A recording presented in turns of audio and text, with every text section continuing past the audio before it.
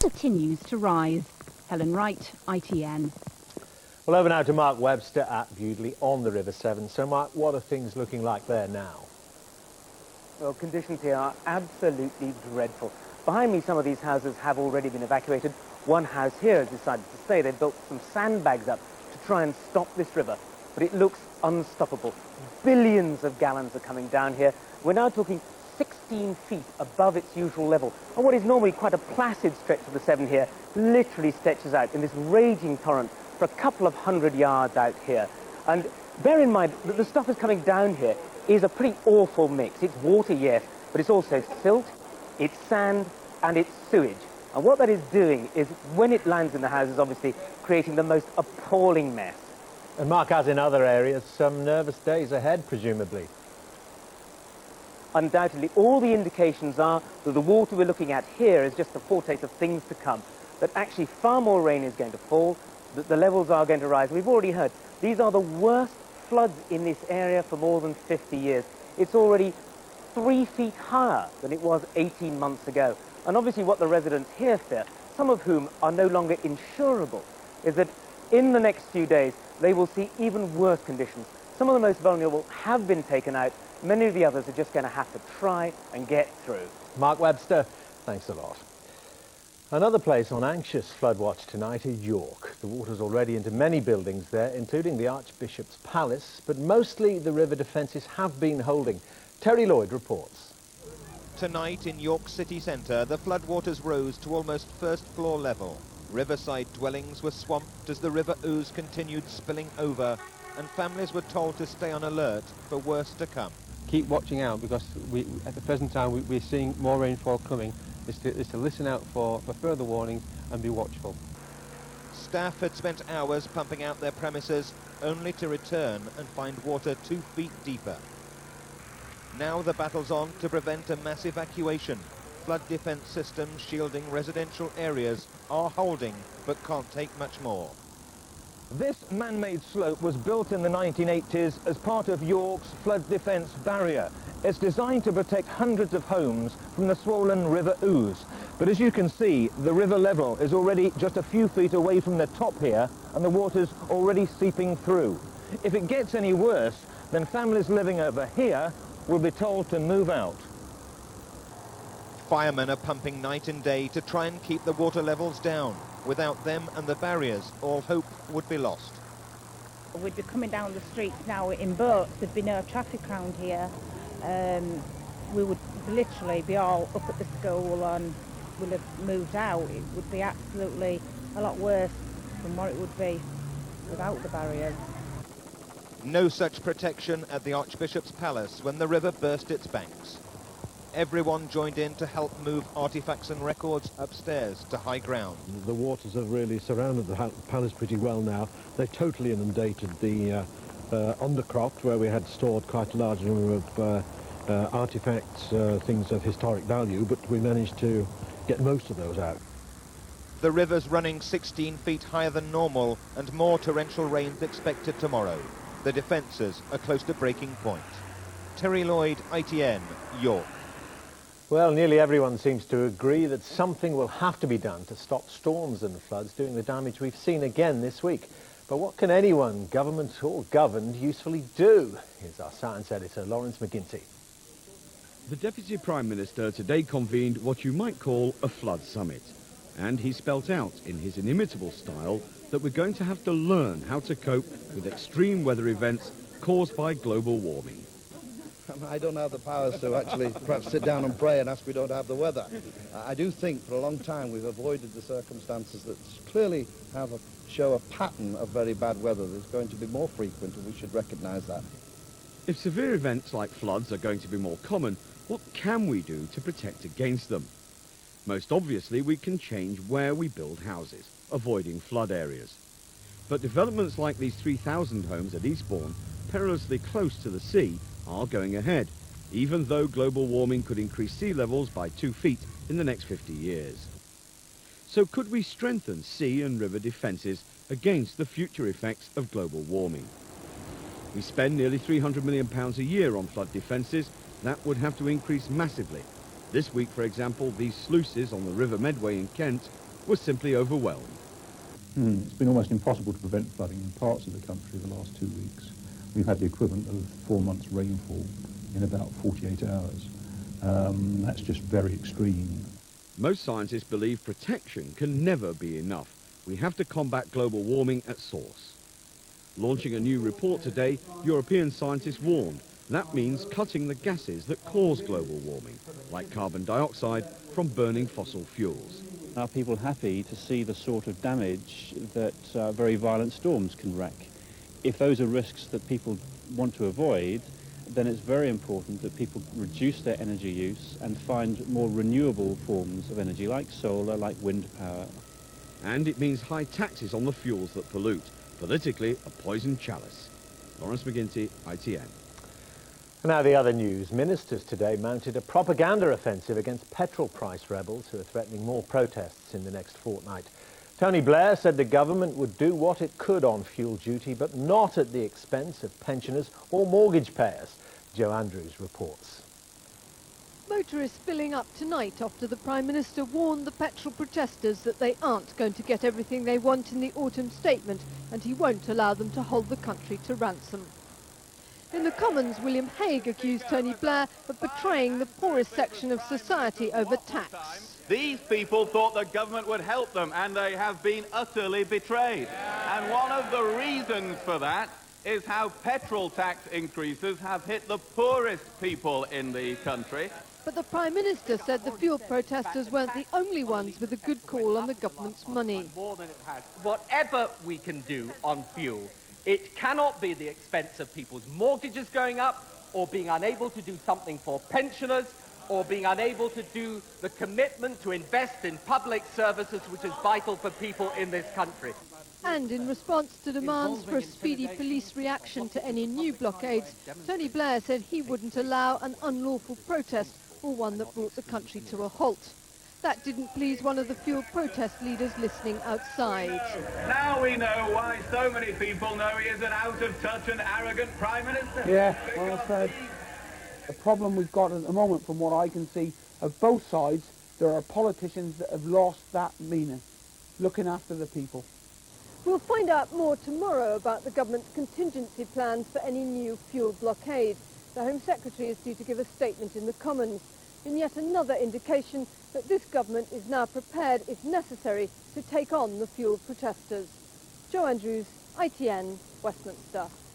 The Northern Ireland Secretary, Peter Mandelson, one of the strongest government supporters of the euro, tonight played down the prospect of early entry to it. Speaking at a meeting of the Young Fabian Society, Mr Mandelson said a referendum on joining might not take place for years ahead. The policy of the government is, in principle, to support a successful single currency. But you don't have to, in setting out the benefits and talking about the principle of it, fire the starting pistol for the referendum, which, if it comes, won't be coming for years ahead. We're taking a break now, but still to come on the Nightly News. Police are to appeal for new witnesses in the Sarah Payne murder hunt. Doctors blame the government as flu vaccine runs out. And the curtain comes down on the Queen's latest portrait. All that when we come back.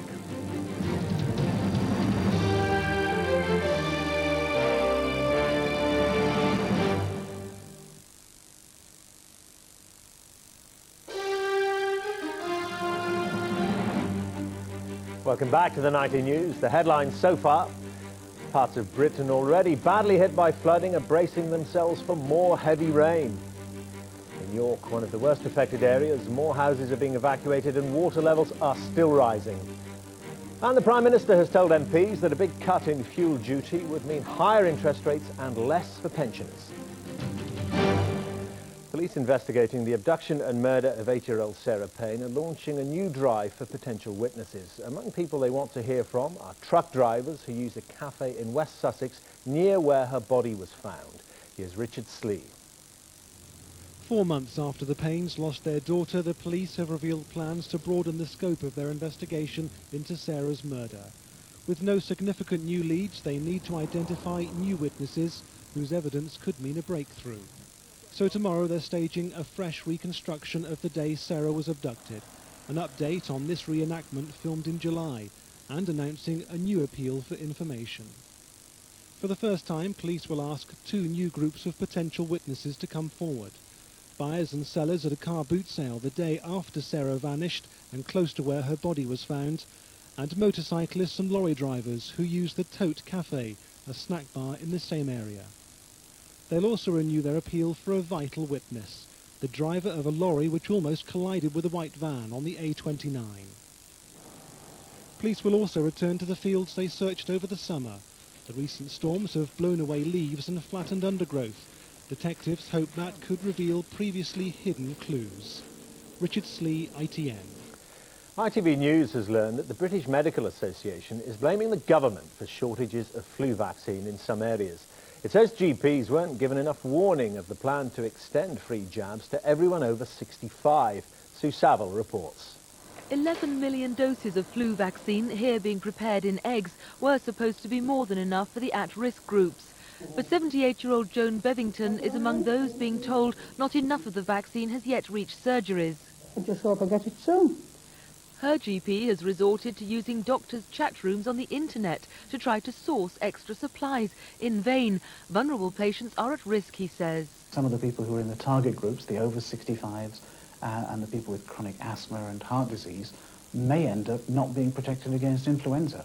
Now there's a free flu jab. The government spent £2.5 million telling those over 65 to get a jab, but extending the campaign in May, many months after GPs had placed their orders, was simply too late, say doctors. We were given no indication by government that this might happen, so we didn't target the most at risk first.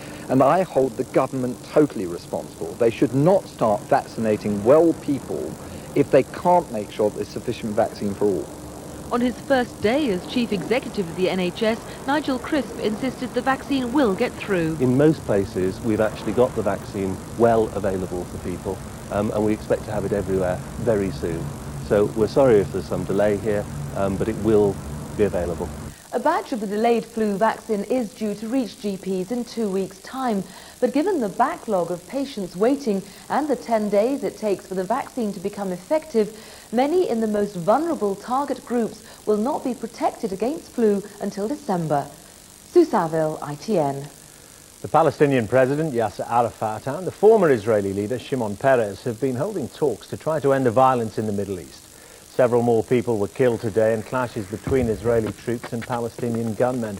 Each side is blaming the other for failing to honour agreements reached at last month's summit in Egypt. A man has been shot dead in Belfast tonight. It's thought to be part of the ongoing feud between rival paramilitaries. The man was killed at his home in a loyalist part of the city. Earlier, a policeman lost a leg in a booby trap at an RUC station in County Down. No one has yet admitted carrying out that attack. An investigation is underway tonight into how a train went through 2 red lights and crashed into a line of freight wagons earlier today. The driver of the Royal Mail train suffered a broken leg. Firefighters said he was lucky to be alive. Rail union leaders say the accident was caused by brake failure. One very notable absentee from the American presidential election campaign has been President Bill Clinton. His vice president, Al Gore, just didn't want him around. Until now, that is. And even now, he doesn't want him too close, as ITN's James Mates reports. President of the United States of America is in the hood. At last, he's been allowed out of the White House. With only a week to go, President Clinton finally invited by his vice president to hit the campaign trail. His mission to energize the black community, to get out the vote. We're going to keep building one America. We're going to keep going forward together. And he can help congressmen get re-elected, as here in Kentucky. But in no circumstances are the Gore camp allowing the president into the battleground states. They're fearful that, popular though he may still be, memories of the last few years will do more harm than good. And never in all the speeches he gives does Al Gore even mention the president's name. He claims credit for America's current prosperity. Bill Clinton, it would appear, had little to do with it. The biggest choice that we face is what we are going to do to keep the prosperity going and make sure that everybody is included. But if Al Gore doesn't want President Clinton out on the campaign trail, then George W. Bush says at least that he relishes the prospect. He's been challenging the president, taunting him almost, to come out and campaign. and to do his worst. Bush, in increasingly playful mood as election day approaches, calls Clinton the Shadow. For days he's been anticipating an appearance. They're telling me the Shadow's coming back. That's okay. It's okay. It's just going to remind people we don't need 4 more years of Clinton Gore. Which perhaps is why Al Gore will share a stage with celebrities like Martin Sheen or singer Cher, with politicians like Jesse Jackson, but not with the man he once described as one of our greatest presidents. It's a calculated risk, a strategy he may yet have to change if the polls don't start moving his way. James Mates, ITN, California. The International Cricket Council's anti-corruption unit has been asked to investigate an Indian police report accusing Alex Stewart of taking money from an Indian bookmaker. Stewart, a former England captain, currently on tour with the side in Pakistan, categorically denied it today. Here's Peter Staunton. In Pakistan, the England team continued the build-up to the Test series, showing no obvious sign of anxiety over the allegations made against their former captain.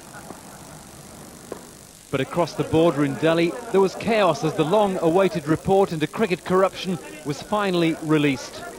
The Indian investigation had centred on a bookmaker who claimed that 9 former Test captains had received money in return for information. Stewart, it was alleged, had taken £5,000 in exchange for details about pitch and weather conditions and team news. Statement speaks for itself, okay? The report's publication brought an immediate denial from the England management in Rawalpindi. Alex Stewart has fully cooperated with the ECB and has categorically denied to Lord Maclaurin that he has ever taken money from Mr Gupta or anyone else for providing information related to a cricket match.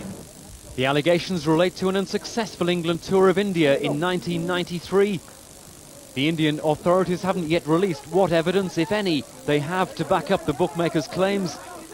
But with a potentially tricky Test series starting in Pakistan next week, it's an off-the-field distraction they could well do without. Peter Staunton, ITN Sport. To football, and there were 10 games tonight in the third round of the Worthington Cup. Highlights of the games can be seen in many regions, so look away now if you don't want to know those results.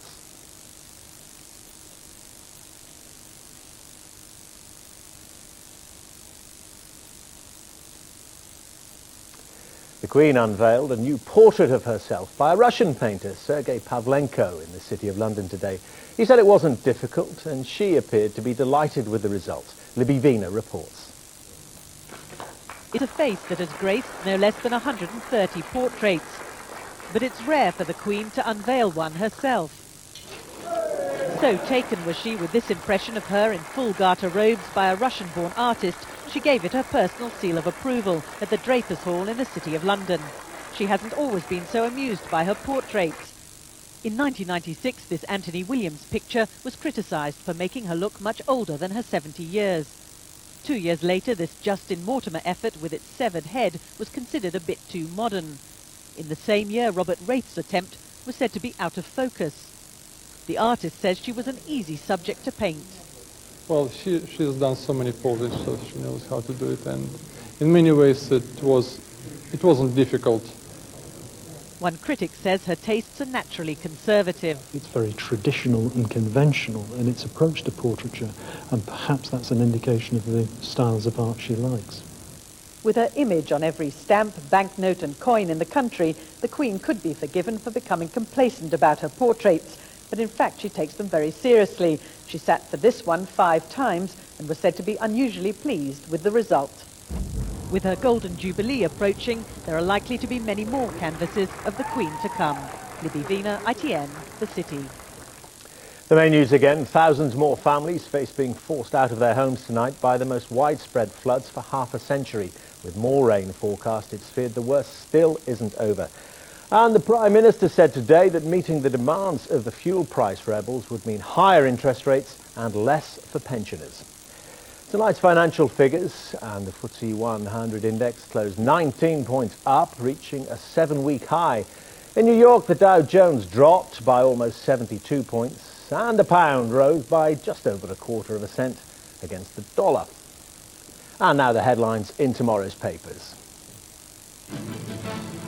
And the Telegraph says this week's floods, the railway chaos and the first signs of panic petrol buying are bringing Britain to its knees. The photograph shows an engineer inspecting flood-damaged railway lines.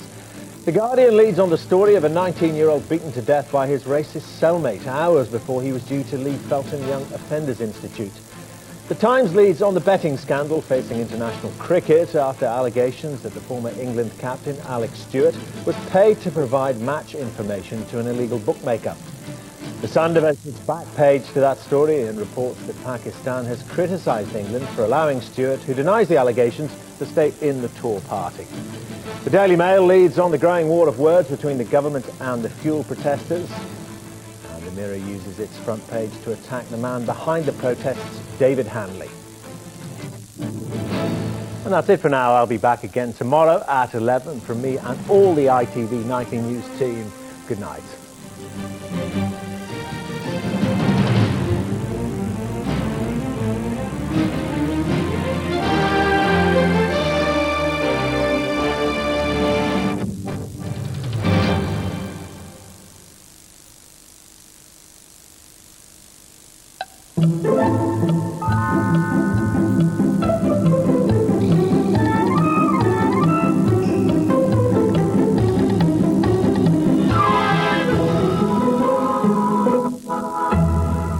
Good evening. More heavy rain coming to many places in the next 24 hours. There is some dry weather just now, especially in the north and the east, but showers will be spreading into many southwestern parts, turning heavy and prolonged by tomorrow morning. Touch of frost possible in some Scottish glens, temperatures close to freezing, some patchy fog too. But let's concentrate on the rain, that's what's most important. Moving up across many parts of England and Wales, reaching southern Scotland, eastern parts of Northern Ireland later. Ring this number for more information. A bright start for some northeastern parts of England, but it won't last. That rain will be spreading bodily northwards and eastwards, some heavy and prolonged rain, turning to snow up over the highest ground of the Pennines later on, perhaps at some lower levels too for a time. Brightening up to an extent further south, but still the risk of some heavy and thundery showers.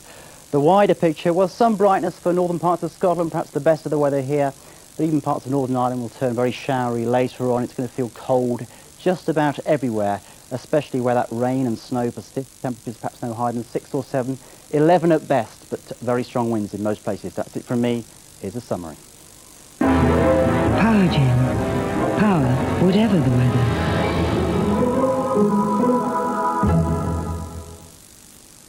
A roundup of the day's top stories from the region. Meridian News next.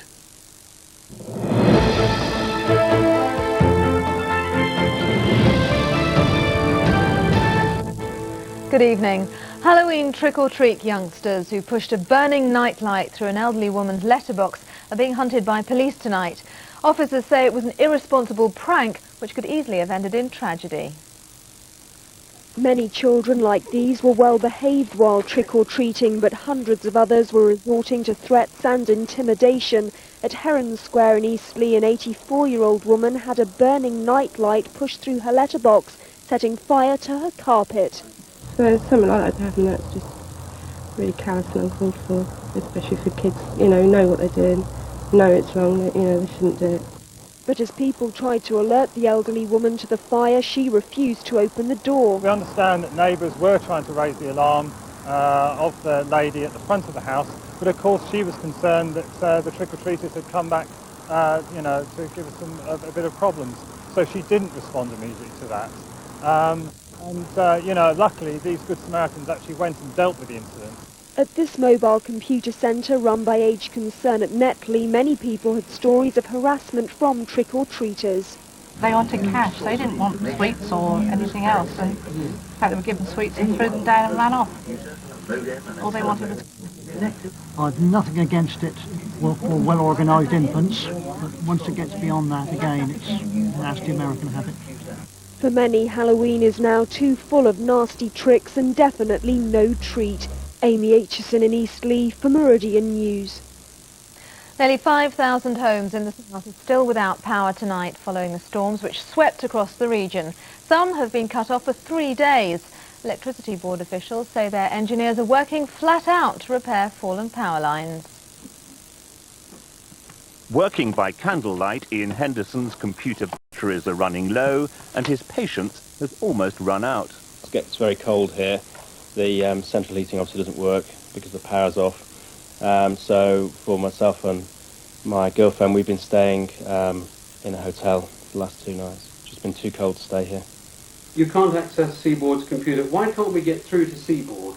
Neighbour Simon Ranger has also been without electricity since first thing on Monday morning.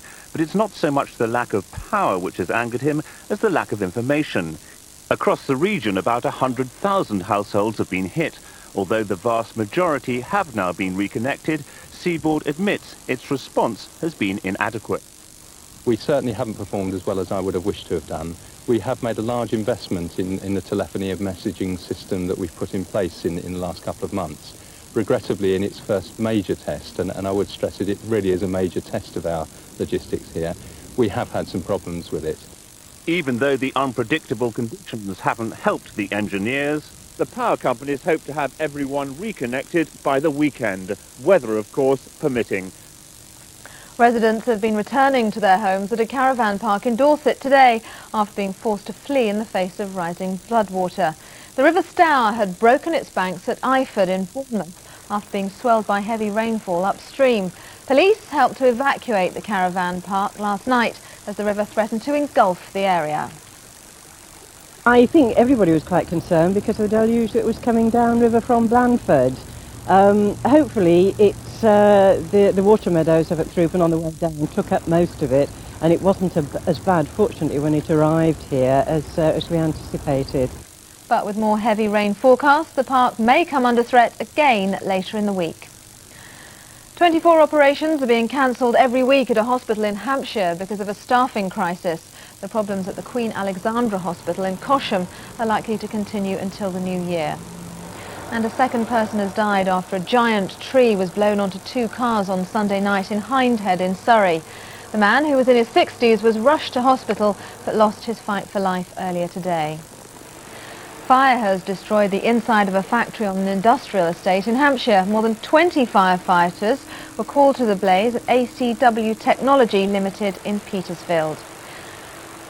On to football now, and Southampton played Coventry in the 3rd round of the Worthington Cup tonight. Highlights of the game will be shown on Meridian Match after this bulletin, so if you don't want to know the score, look away now.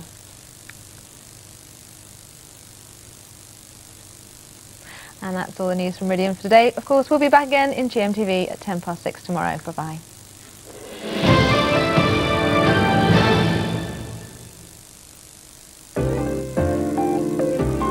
Meridian weather, sponsored by Sea France, Dover-Calais ferries. Good evening. Well, we've had a dry spell for a while, but it's not going to last. We will tend to cloud over as the night goes on, and I think we'll see rain into the west and south by dawn. Your lowest temperature's down to 6, that's 43 degrees Fahrenheit. Now, chart for noon tomorrow shows a low pressure sitting over the top of us. The set of fronts getting out of the way, so it's going to be morning rain tomorrow and blustery showers coming along, I think, after lunch. So tomorrow morning then, it's a grey start. We'll find outbreaks of rain right the way across the area. Some of that rain will be on the heavier side. The heaviest rain probably in the east of the region. Now, after lunch, it will brighten up a bit. We'll see some sunny spells here and there, along with blustery showers. The best temperature's at 12, that's 54 degrees Fahrenheit, with a strong southwest wind. That's all from me now. Good night.